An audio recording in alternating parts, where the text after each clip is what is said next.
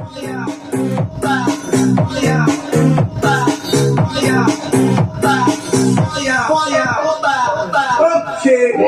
utang.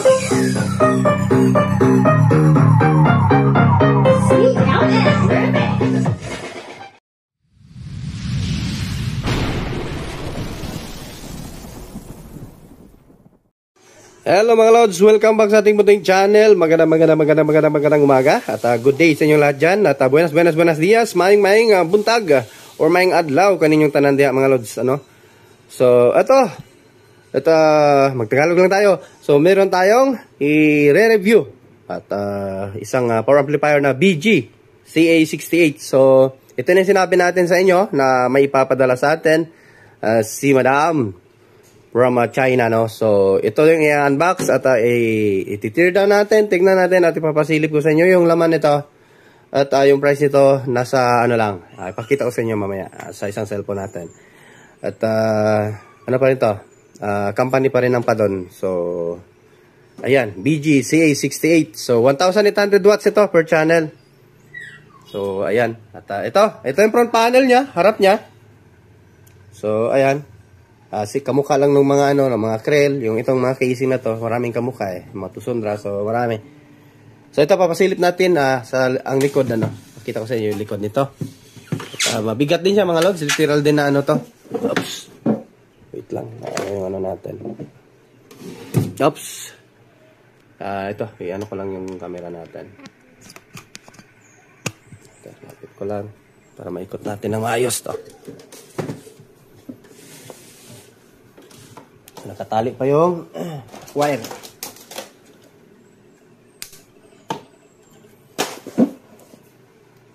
So, ayan. So, ayan na yung likod niya. So, meron tong input, no? Input at saka link.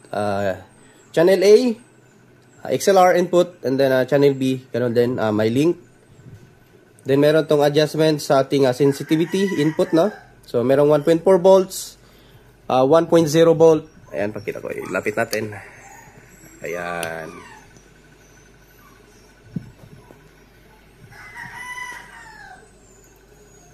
So, punasan ko lang yung camera natin, ha? Medyo hindi maliwanag, Ayan. At, ito. Ito. Meron siyang 1.4 volts, 1 volt, and then 0.775 volt. Then meron tong operation mode na bridge, parallel, stereo. At may bridge indicator.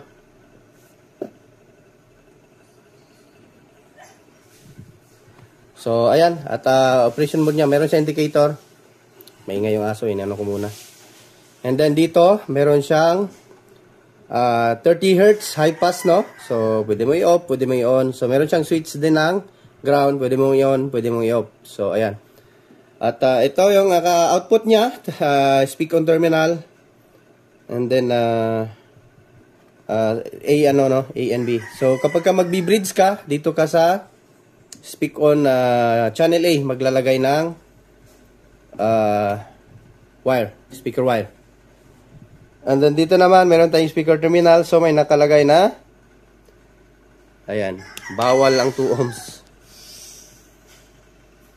So, kapag nagbi-bridge ka naman dito sa speaker terminal, itong, lahat ng kulay red, ito yung itong sa taas, itong positive, itong sa baba, itong magiging negative. So, ayan, yan lang yung niya. So, sisilipin na natin ang laman nito. At baka gusto nyo bumili. Kasi medyo mura lang din to Patay natin yung plus kasi mag-overheat na naman yung cellphone natin. So, open natin nang makita natin kung yung voltage nito or kung pure copper din ang transformer nito. So, kuha tayo pang open.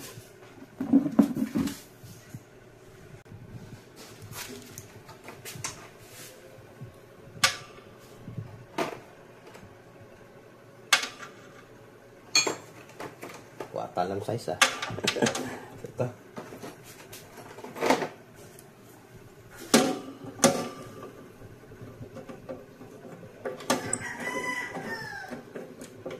Next natin dito yung PH 2000 ano. Review ko din yan para sa inyo.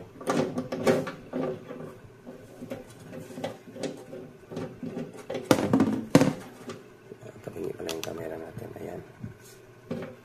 Para tayo lagayan ng mga screw.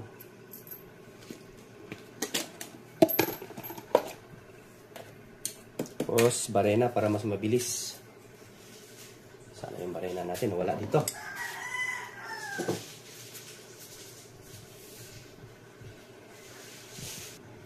So ito, open natin. Direkta na yung video natin. So yun, baka hindi ka pa nakasubscribe dyan mga lods. Subscribe na sa ating mo din channel ano.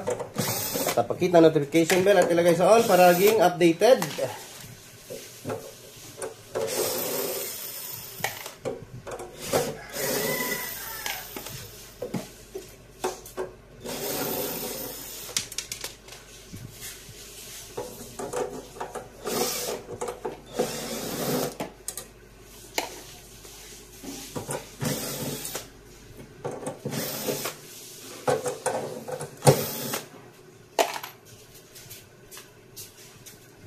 So, ayan.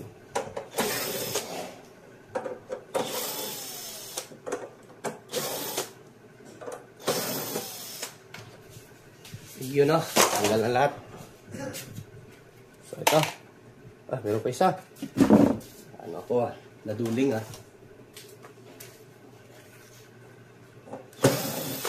Yun na. Ayan. Tadaan! Laki din. Okay na din 1,800 watts. Lapit natin yung camera natin.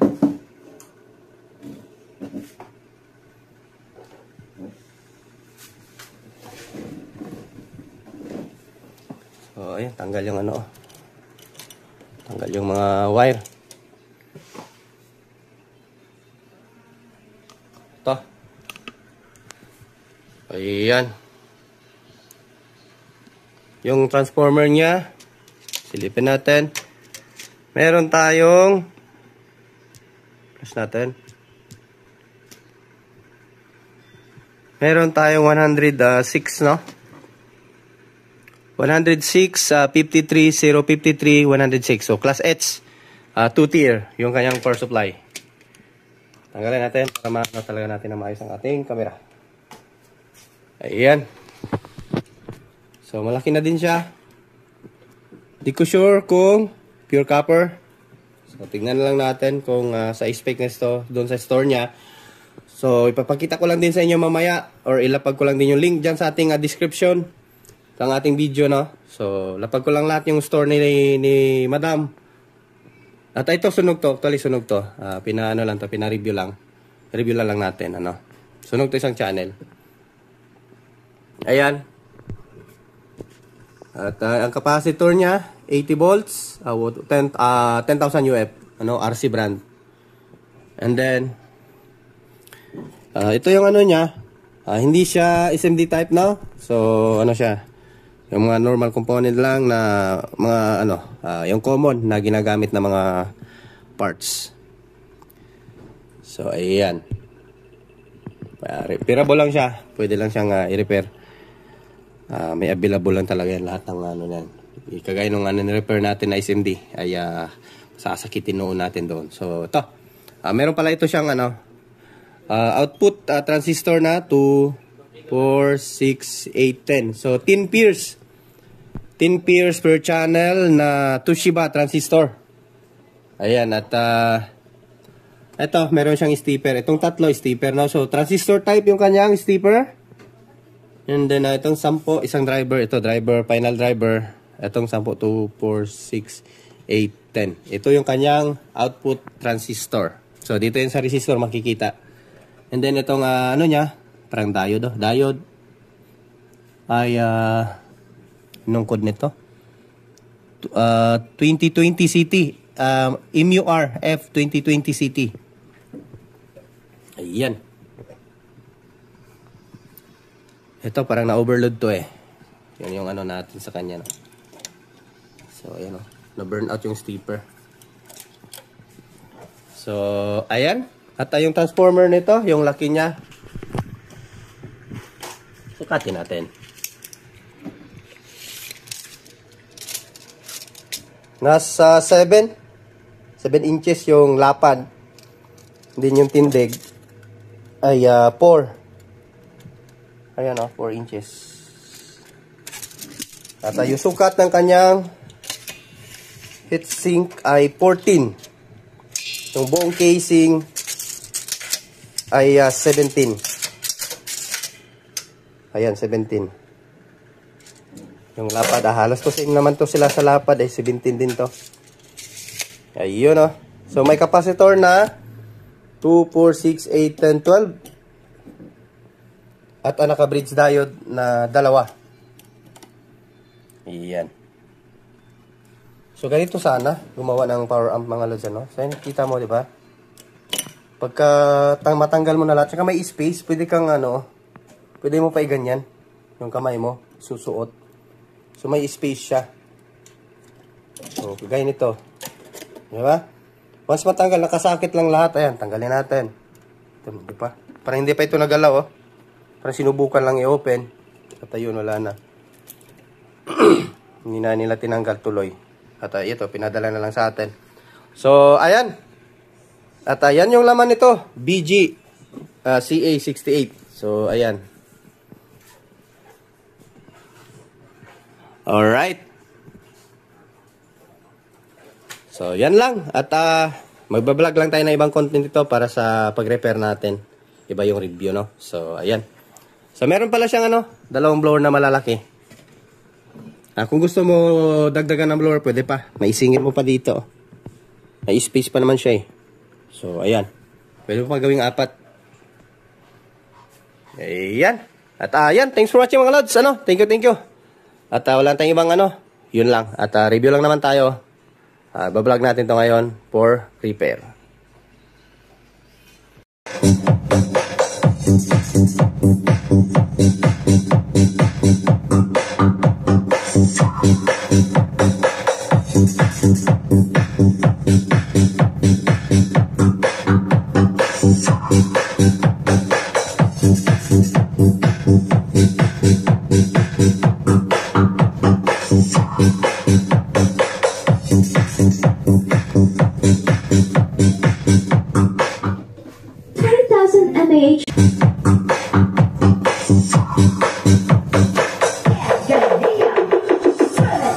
SLMC Remix.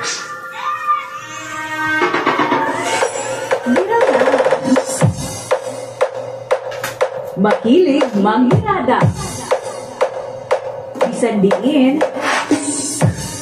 Bomba.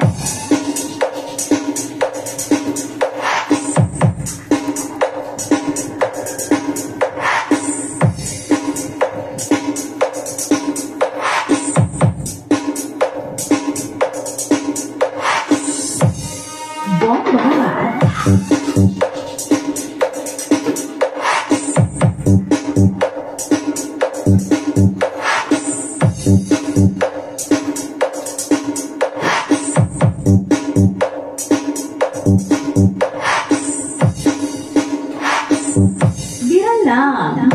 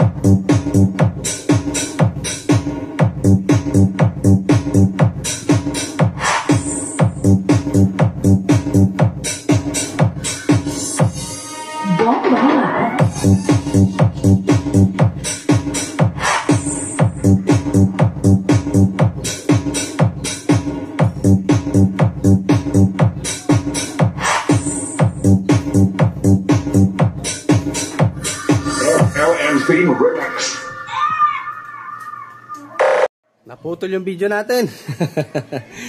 Na ano pala, na-press ko yung power button pagkalagay natin sa holder.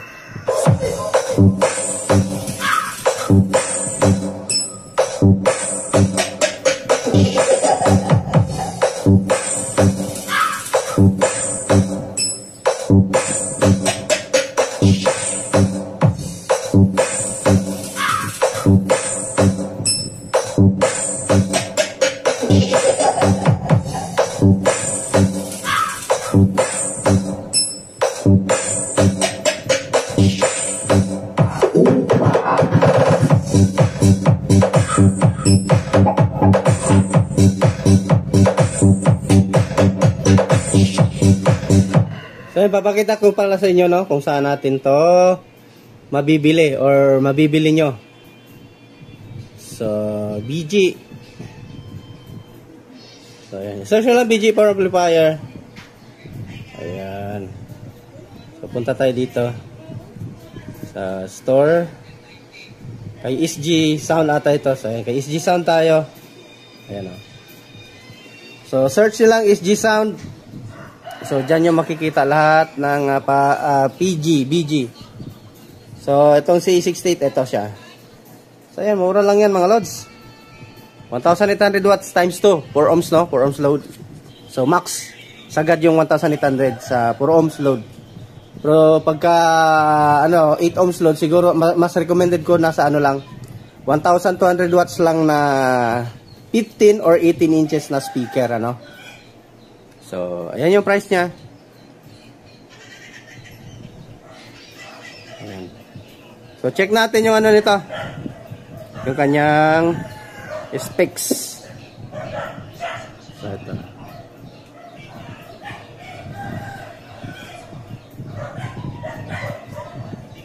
Oy, hindi natin mabasa kung ano ito. Wala siyang nilagay na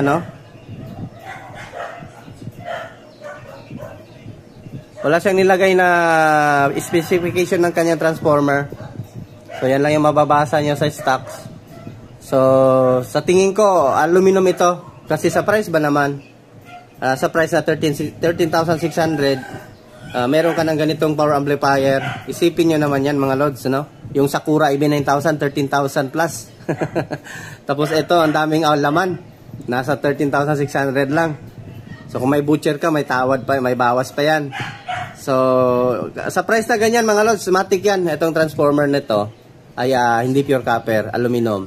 Pero wala namang problema doon. Kahit aluminum ay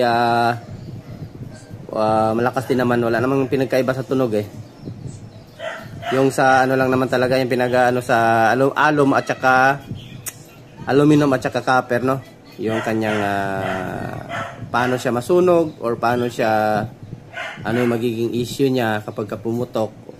So, ang aluminum, napuputo lang siya. Pero pag pure copper, nababurn out talaga yung transformer. Lulusawin talaga itong mga plastic. Ito, cover na to, lulusawin niya ng kapag pure copper yung inyong transformer. So, yan lang yung disadvantage. At saka, mabilis mag-init at saka matagal mag-init. Mabilis lumamig at matagal lumamig. So, yan lang pinagkaiba ng alum at saka copper. So, ayan. Sa tunog, walang pinagkaiba. So, audio test tayo ulit. Basta visit nyo lang. Ang dami itong dami pa itong mga power amplifier dito. Yan, si-simmer nyo lang. Ayan, meron siyang BG CA20, CA88, and then 68, 78. Tapos, PX1600, meron dito. BG pa rin, pero may underpad doon pa rin dito. And then, BG PX 2.0 na 2,000 watts, PX 2,000 pa rin ito, yung laman niya. Yung pangalan lang ng casing yung pinag-iba. So, under pa rin ni Padon ito na brand. So, 1,850 times 4. So, meron pa rin siya ditong PX 1,850. Ayan. At yun lang yung mga product niya dito sa BG. Ayan. Mayroon siyang wireless mic. Ito, meron siyang wireless mic dito na dalawa na, So, yung parang BGL, yung parang GBL. Yung kanyang style. Ito. Kita nyo yung mga GBL na mic. So, same lang sila, Ayan. Ito, magagamit mo to sa mga hindi wireless na mic. Pwede mo gawing wireless. So, 332 lang.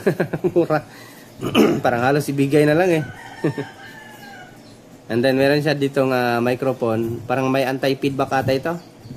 Where's the microphone? Adjustable frequency. Adjustable frequency siya. So may mga nakabili na din. Yung mic niya, tingnan natin kung may anti-feedback.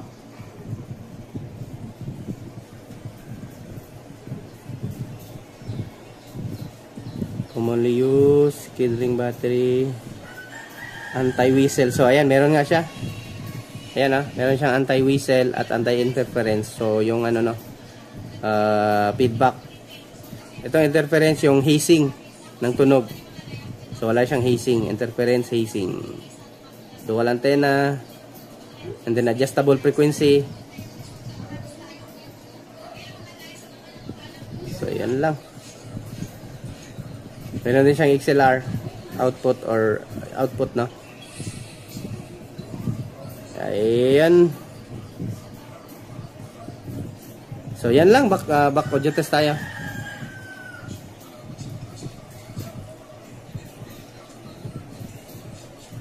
Itong walang utang. Can't live without this portable welder. 3 kilogram lightweight power, ultra safe plus energy efficient. Wala.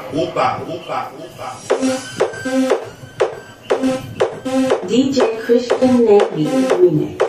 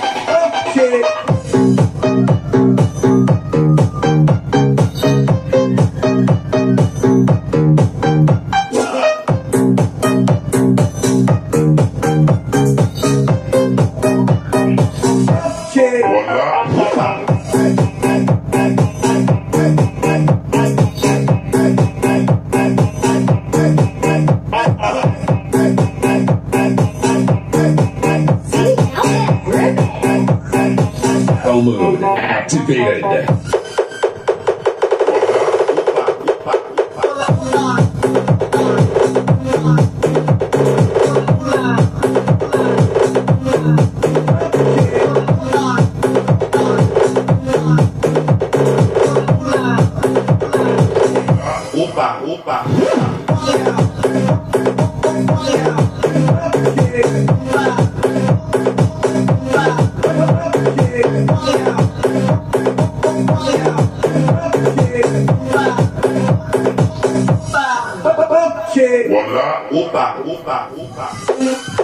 Kaya hanggang dito lang yung video natin mga lads, at thanks for watching.